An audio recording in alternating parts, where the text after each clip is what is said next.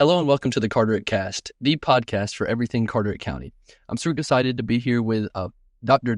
Roach and Lisa Pelletier to talk a little bit about the history of surfing in Carteret County. So if y'all just want to take a second to introduce yourselves, that would be great. Hi, I'm Lisa Pelletier. I've been with the Buddy Pelletier Surfing Foundation for 30 years. We serve Carteret County, but we also serve up and down the entire East Coast and a couple of affiliated countries. We do scholarships and humanitarian aid, and to date, we've sent over 90 students to college with a 100% graduation rate. Yeah, I was actually I'm Ty Roach. But I was actually one of those scholars. So I actually went to college on a Buddy Pelletier surfing scholarship. I don't think anyone thought I would stay in academia from there, but yeah, I went on and got a PhD from there. So I got a PhD in cell and molecular biology, but like I say, kind of all started off with some of the Buddy helping me get there. But yeah, I've been surfing in the community here my whole life. I don't remember not surfing in Carteret County. Yeah. All right, now, Lisa, if you want to just talk a little bit about how did the Buddy come to be? Well, the Buddy, some people in the community erroneously think that when my brother Buddy, who was a world-ranked professional surfer, passed away, that we formed the foundation in his honor when it couldn't be more different. Buddy actually planned the foundation and the legacy he wanted to leave behind. If any of you people listening knew Buddy, you'll know exactly what I'm talking about. He left no stone unturned. Before the days of social media and home computers, he saw into the future. He knew eventually these type of technologies would be available to us, and we could reach outside of the coconut telegraph of way of communicating with each other. And he had so many scenarios that he had worked out in his head on ways to help members of his surfing community. Because when he developed cancer at the age of 44, his surfing community from around the globe came out of everywhere. And anything he needed, anything he wanted was provided for him. And he knew that he was luckier than most people in that circumstance. And that's the legacy he wanted to leave behind, was humanitarian aid. But he was also big on education.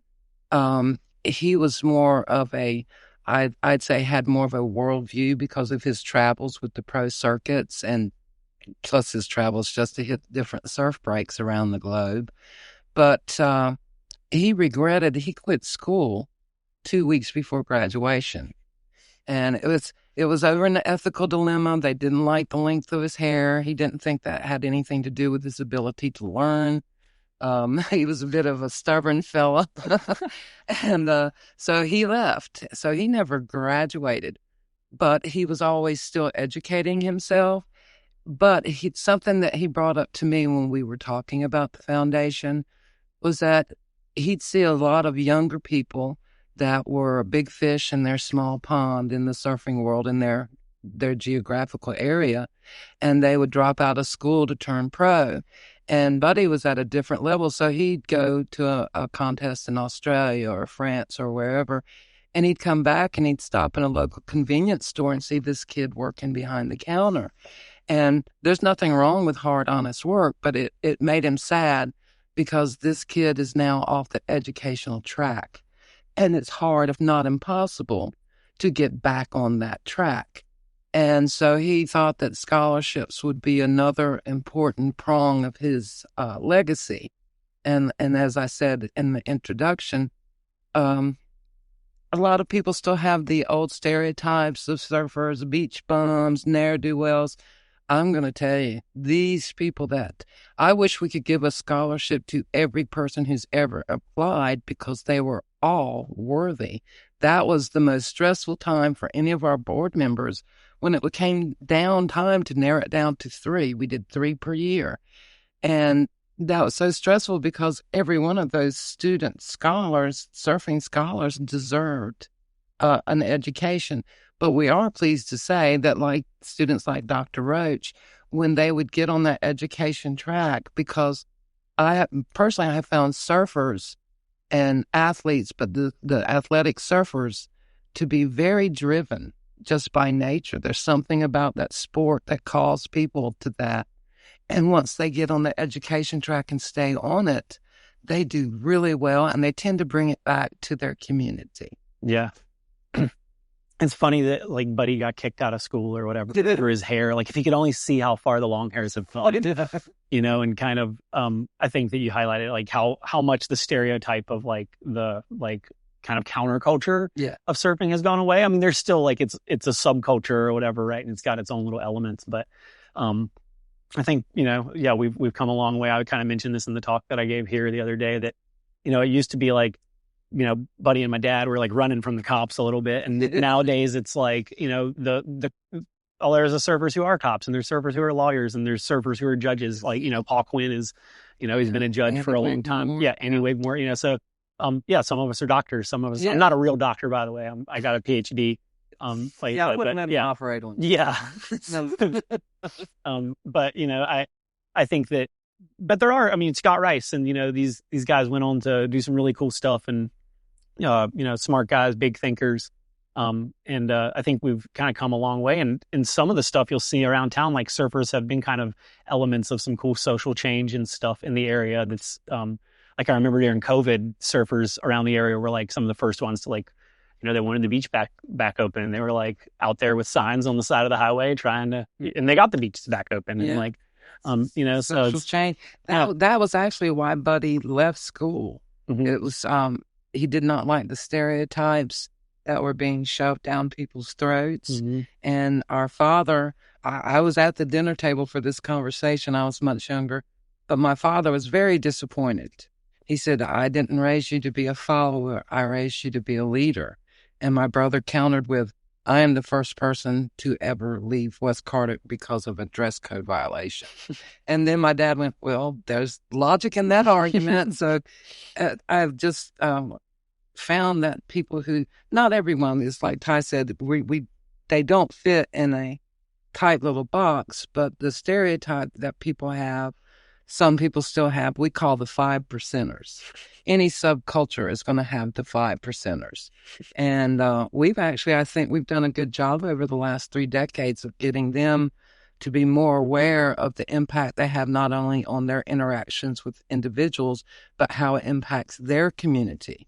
In other words, if you're being aggro in the parking lot, with some guy that you just ran into, back in the day, it was just an isolated incident. But with social media and how everybody talks, all of a sudden it's the surfing community is being aggro.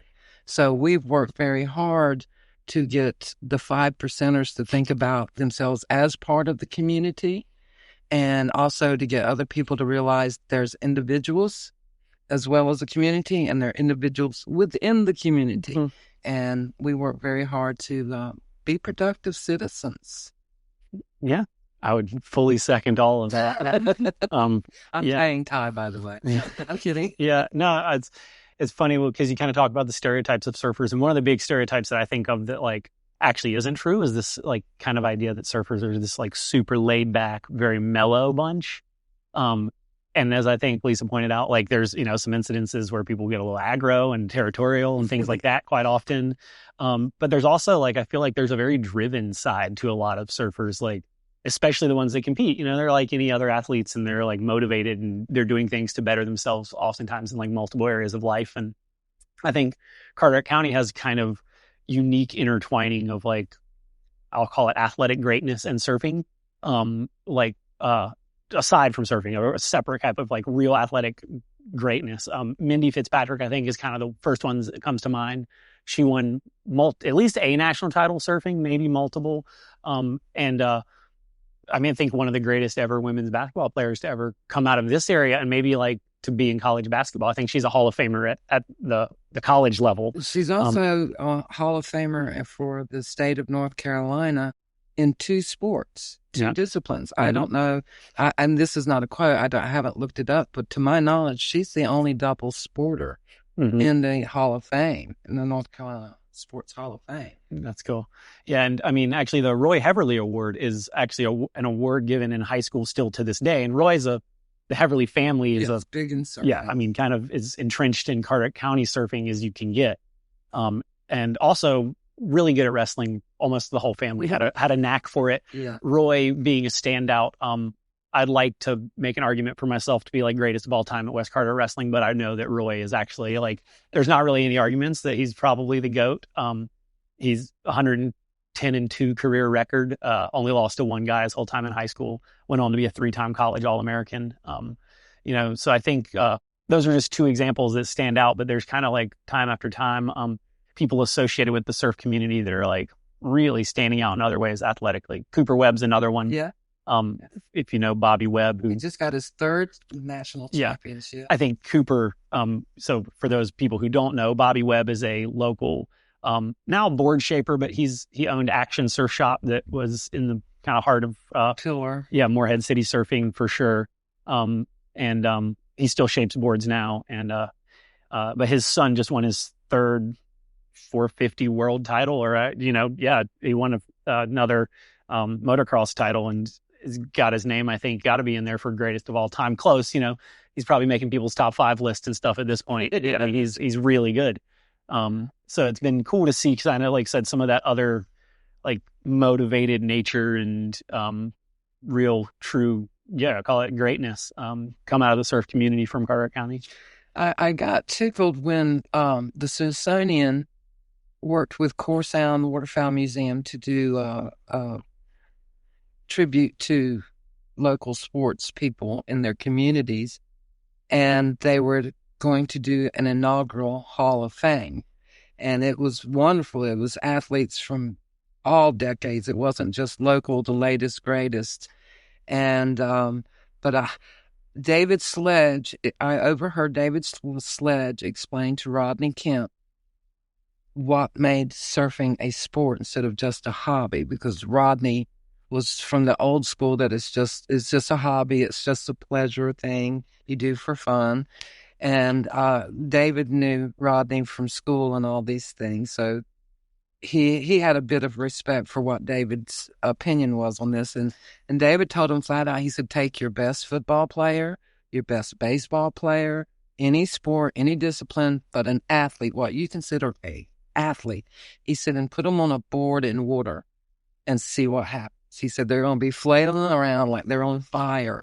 And he said, but you take a surfer and you put them in any other discipline, they're going to do very well. Yeah, I can't remember the athlete, but there was this multi-sport or multi-board guy, and professional like snowboard, skateboard, surfer, and he said that if other board sports are like riding a bike, that surfing's like riding a unicycle on a waterbed. Yeah, and I think that one kind of captures it. It's like everything's moving and changing all at once. It's not an easy sport. So it really does, I think, take a lot of skill that then is clearly translated into some other cool athletic areas. And so, Dr. Roach, clearly surfing has had a huge impact on your life. Let's go back to where it all started. Like, where did you start surfing? Why did you start surfing? in the womb. Yeah, I was just post-womb, I guess. My mom didn't really surf much, but my dad's like, he's not the first surfer in Carteret County, but he's definitely in that first crop. Pretty early. I think he moved here and he graduated from West Carteret in 1969. And he's been surfing here since a little before that. His dad's our unofficial community leader.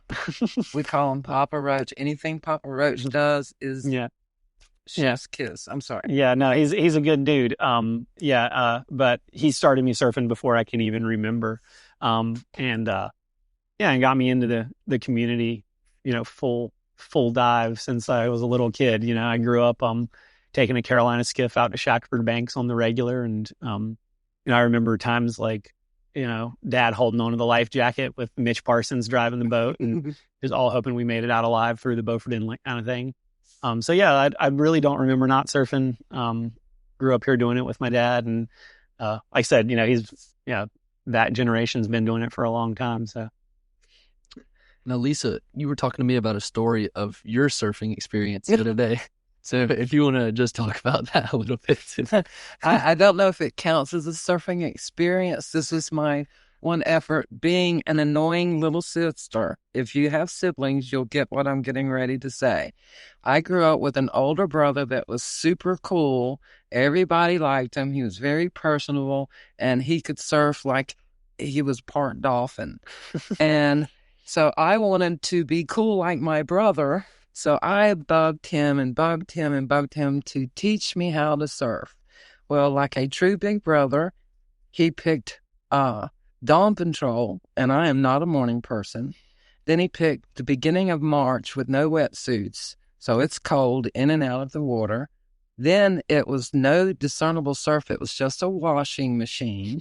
And being as stubborn as my brother, that we did have in common, I was like, okay, if this is it, I'm going to go out. So I went out with him. He paddled over, and this is what pushed me forward, because even though there weren't any waves that I could discern, he was surfing everything left and right. I was like, okay, there's something that I'm missing. I'm just going to keep trying. And I probably drank 3 gallons of salt water that day. And I was determined, though, as I said, we were very competitive with each other, that I was going to surf or die that day. It was one or the other. I managed to get up and kind of go down the line for maybe 3 seconds. It felt like 3 minutes, but it was probably 3 seconds. And then I purled and it was done. And he paddled over to me. He said, so you want me to pick you up tomorrow? I went, you win. And I went in, and that was my one attempt. It's not as easy as these guys make it look. They make it look so fluid and so effortless. And to prove that point, we had National Public Radio during one of our contests, The Buddy. They sent someone for the weekend that wanted to interview surfers, like first-time competitors, seasoned competitors, team members, female surfers, young surfers. So we did all that the first day, lined everybody up, and NPR got their interviews. And the young lady, I'll never forget the look on her face. I said, when you come back tomorrow, you can continue interviews on one specific thing you have to do. I said, you have to wear your bathing suit. And she looked at me like, what? I went, no, you cannot do an interview of this depth on surfing without having tried to surf. So we had the contest going on the other side of the pier is what we call the free surf zone. That's where competitors go and warm up. That's where other people that want to surf with competitors and get the bragging rights. Like, yeah, I was in the lineup with Ty and, things like that. They surf over there. So I took Tim Grimes, who's another local surfer, and asked him to take her over there on a longboard. So she went, and she wasn't even having to paddle. He would push her into the wave. So I went to check on him about after 30, 45 minutes to check on him. And I see her stand up for like a half a second. The look of joy on her face was immediately apparent that she'd managed to do that. So I waved him in. As she came in, she was actually bent over with her hands pressed on her knees, sucking air. Going, this is not what I thought. And that's exactly what I wanted her to see, that even though the surfers make it look smooth and easy, it is anything but.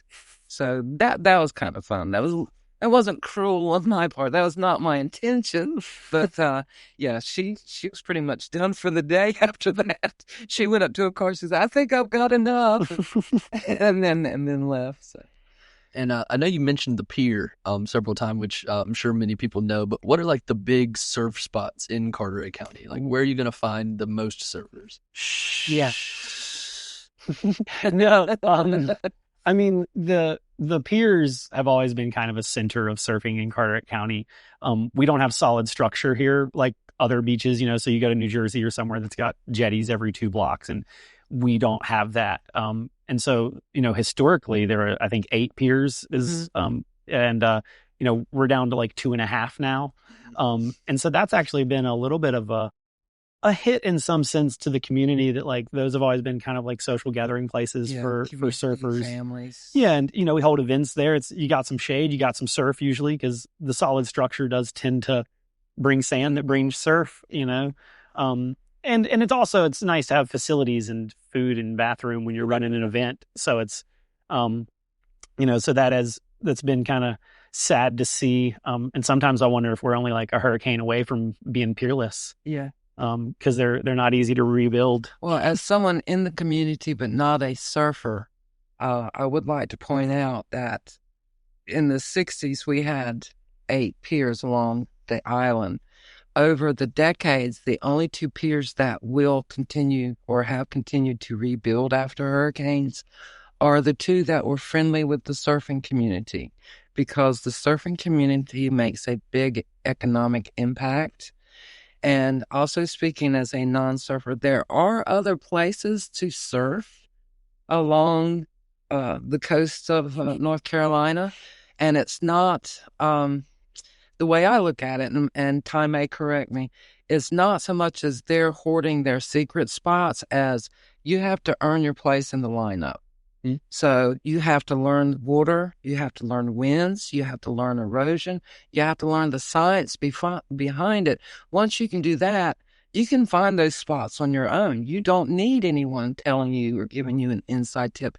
The water is available to anyone, but having someone tell you that's a shortcut, and you haven't earned that shortcut. You have to earn your place in the lineup is the way I look at it, as opposed to locals. Well, yeah, and I think that a lot of the surfers here are notoriously tight-lipped after some of the history of certain breaks getting blown up globally. Yeah, there was a lot of influx of people coming, and it's funny because waves aren't really a limited resource in the sense that like they're coming all the time, but also every wave is unique and different. So that becomes that good one or that perfect one becomes a limited resource, Yeah, so I think that this area, like I said, it's a little bit of a notoriously tight-lipped surf community. I think a good way to answer the question for someone, especially who's just starting out, is to go and hang out at the local piers, Oceana or BIP, but Bogue Inlet Pier, because you're going to find other surfers, you're going to find families and community. You're going to have resources such as restrooms and food and drink and stuff like that. And that's a good entryway into the community, I think. Oh, yeah. Yeah, I find myself hanging out at the pier just because of that a lot of times. Even if the surf's not good there, it's a good spot. Yeah. And another thing that y'all mentioned during that was hurricanes, which are obviously a big part of living in Carteret County. So do you have any stories of surfing before hurricanes that you'd like to share? Oh, I mean, kind of during, after, before. Yeah. I guess we'll see if this one makes the cut. So this guy, Mitch Parsons, who is like, to me, a kind of local legend. He was a captain in the area. He drove a boat out of Moorhead Harbor, or Moorhead, down there at the waterfront, I guess is what you'd call that. And Mitch was like one of the first guys to do everything. He was always like, he was like the first person I ever saw on a paddleboard around here. He was, one of the first guys kite surfing, like before they had harnesses and stuff, like just, making it up as they were going, using old surfboards and putting straps on them and stuff. First guy I ever saw with the hydrofoil. He was just really always kind of like pushing the limits. He was down to do anything, in a flat bottom skiff. I mean, he would take us out in some of the gnarliest hurricane stuff to try to be there and catch the right break. And I remember going out to one of the islands one time, and it was him and my dad, and actually they ended up flying the helicopter out there to tell everyone that they had to be off the beach, like get the boat off. I guess Pedro is the helicopter. I don't know if that's the actual one. But they're radioing down, and Mitch actually ends up turning around and just mooning these guys on the beach, and proceeded to go surfing. He was like, what are they going to do? Drop guys in the water? Luckily, they did not. Which I guess, maybe that should have been an off the record story, but Mitch was that type of guy. He was just always having fun and like pushing the limits. Definitely I like kind of cut my teeth surfing hurricane swell in that boat with him and my dad. And nowadays, Bill Shelton, both Bill Sheltons, I'm always in the boat with those guys, still chasing surf. And, hurricanes, that's what we live for here. Like, Yeah, that would be the one time of year I could count on seeing my brother, because he would start at the tip of Florida and work his way up the coasts just like a day ahead of the hurricane, sometimes a few hours ahead of the hurricane. And there's a very famous surfer from Hawaii, Buttons, and the first time he came to the East Coast, he was doing a tour with Buddy, a promotional brand tour. Yeah. I think it was Local Motion. Yeah. And they had started in Florida, but not surfing. They landed there, and Buddy started driving up to his home break, Bogue Banks. Yeah. And so they get here, and I heard this story secondhand from Pete Dooley, who was the founder of Natural Art Surfboards, and which was a team that Buddy surfed for. But he said his version of the story is much funnier than mine. But he said that they were like in the parking lot of the pier house, and Buddy was watching, and you'd see part of a dock float by, and then you'd see part of a house, a roof float by, and then, the debris in the water. And Buddy's like, come on, let's go. It's going to start hitting now. And Button's like, you're crazy. You've lost your mind. I mean, this Button surfed like 40-foot Hawaii. So for him to be going looking at our surf going, you're insane. This is insane. But here's what's funny. Buddy goes out and starts surfing, and he's using the obstacles in the water to actually enhance his ride. To push off of this, to go around that, to do spray this. And before long, Button's out there with him. He couldn't stand it. He had to get out there and experience. And that was his very first trip on the East Coast, was hurricane surf with my brother. Yeah. I've definitely had to do a little bit of the obstacle course here and see some debris coming up after hurricanes. Yeah. Yeah. And just kind of to close here, just like, where would you be today without surfing?